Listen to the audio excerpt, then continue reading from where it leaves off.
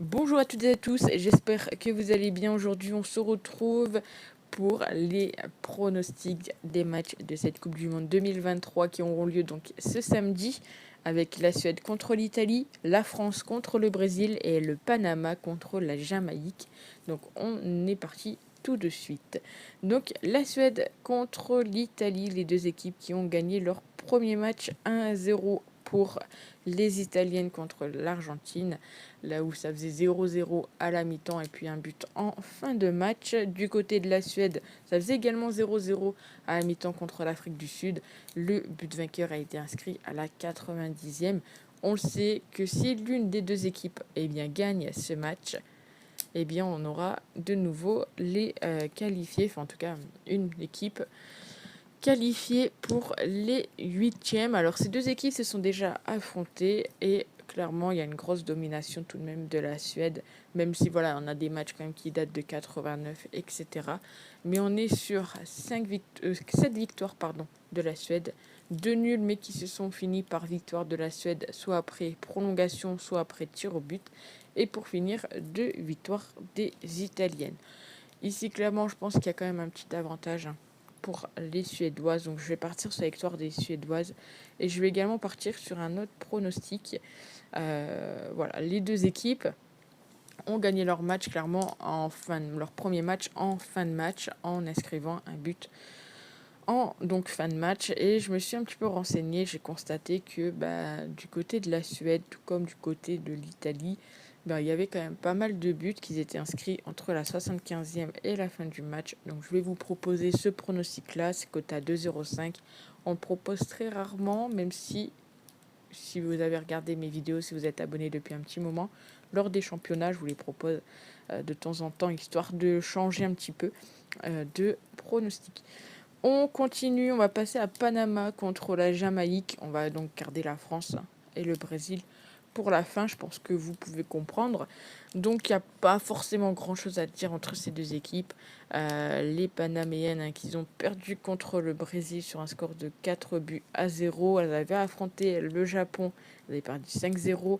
L'Espagne, elles avaient perdu 7-0. On va pas se mentir qu'elles ont joué contre des grosses équipes. Et donc contre les grosses équipes, c'est compliqué pour elles. Du côté de la Jamaïque, en soi, c'est pas non plus fameux en termes de résultats, même si voilà, le 0-0 contre la France, elles s'en souviendront, je pense. Et voilà, sinon, défaite 7-3 contre le Mexique, défaite également 3-0 contre l'Australie. Ça annonce un match, je pense, un peu compliqué. Tout de même, je pense que les Reggae Girls ont un petit avantage sur ce match-ci.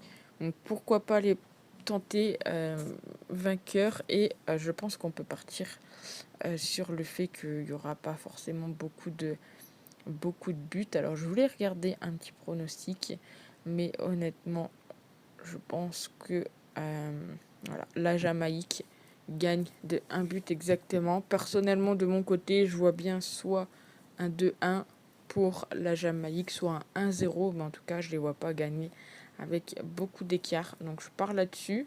C'est une grosse cote, mais voilà, il faut tenter des choses, surtout lors de la Coupe du Monde. On passe donc à la France contre le Brésil. Et là, il y a quand même pas mal de choses à dire. La première chose, c'est que potentiellement, c'est une revanche des huitièmes de finale en 2019 où la France a gagné aux prolongations contre le Brésil. Alors, on en a parlé juste avant. La France, elle a fait 0-0 contre la Jamaïque. Du côté du Brésil, ils ont gagné 4-0 face à Panama avec Borges, je sais pas comment il le prononce, qui a mis 3 buts et qui a fait une passe D. On sait que du côté de la France, changement d'entraîneur, j'ai envie de dire un peu tardivement. De plus, pas mal de blessés, Renard qui est actuellement incertaine.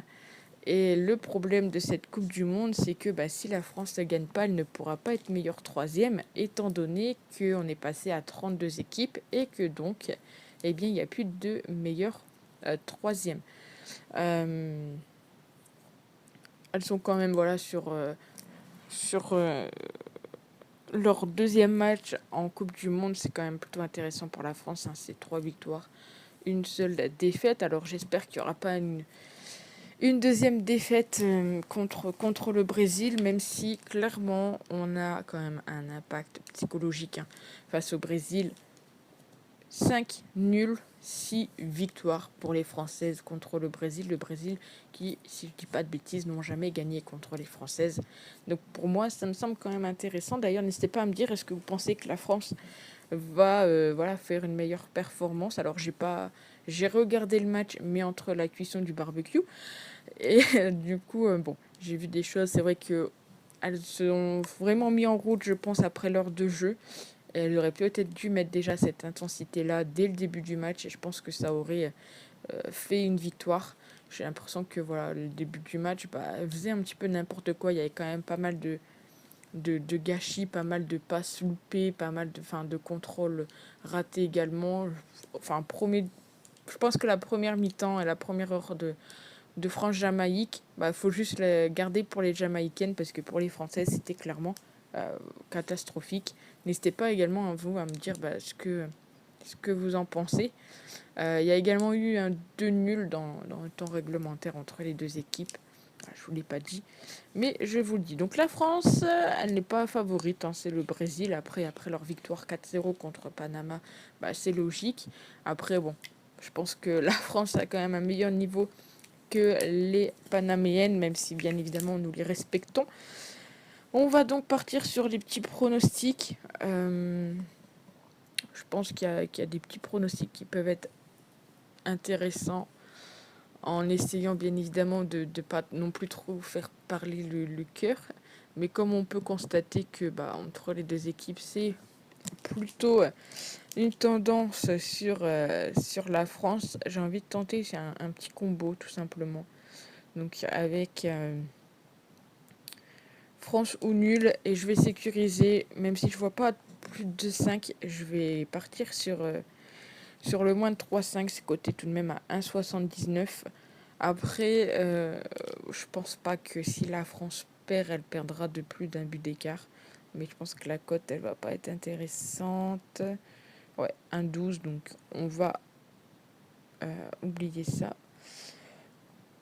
Au terme des débuteuses, le problème c'est que encore une fois, on sera pas là, on ne sait pas encore la composition probable. Et même si il y a Harry Borge qui a fait une belle performance. J'espère qu'elle fera une moins bonne performance contre les Françaises.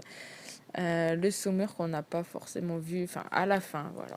Les Françaises, on les a vues à la fin et c'est un petit peu dommage. J'ai quand même envie, clairement, de croire au fait que les Françaises vont gagner. Après, est-ce qu'il y aura les deux équipes qui marqueront? J'ai également un petit doute. En tous les cas, on peut également tenter le petit nul mi-temps qui serait pas forcément très étonnant. Cote à 1,96. Après, si on part là-dessus, on pourrait donc partir sur le fait que il y ait plus de buts en seconde qu'en première. C'est coté, c'est pas ici, à 2,06. Donc on va rester un petit peu sur notre ligne de conduite, pas forcément beaucoup de buts. Donc le 0-0 mi-temps, ça paraît logique. Donc s'il y a 0-0 mi-temps et qu'on veut quand même la victoire de la France, et bien dans ce cas-là, il y aura un but en seconde. Et donc la cote à 2,06. Donc voilà pour les pronostics. N'hésitez pas à me dire ce que vous en pensez. Est-ce que pour vous, la France a des chances de sortir la tête de l'eau, j'ai envie de dire. Et puis nous, on se retrouve demain, du coup, pour les matchs de dimanche. N'hésitez pas à vous abonner si ce n'est pas déjà fait. Et à demain. Ciao.